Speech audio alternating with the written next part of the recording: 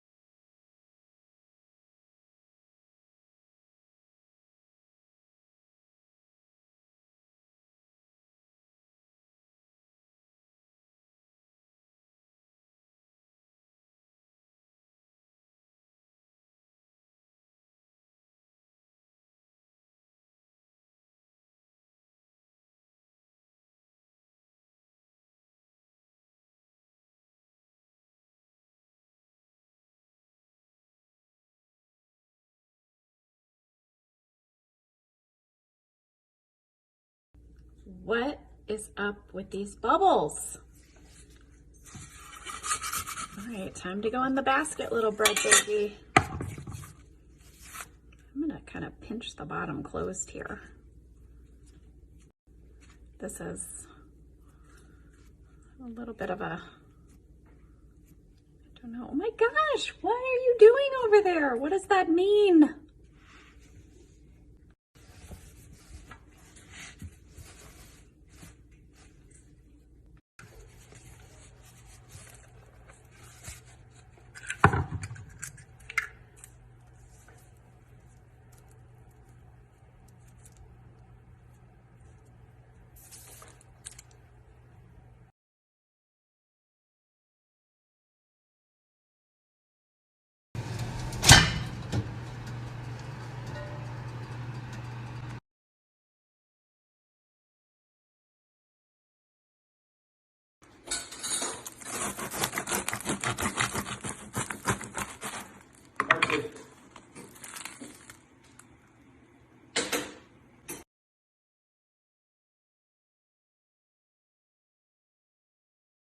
The bread was so good.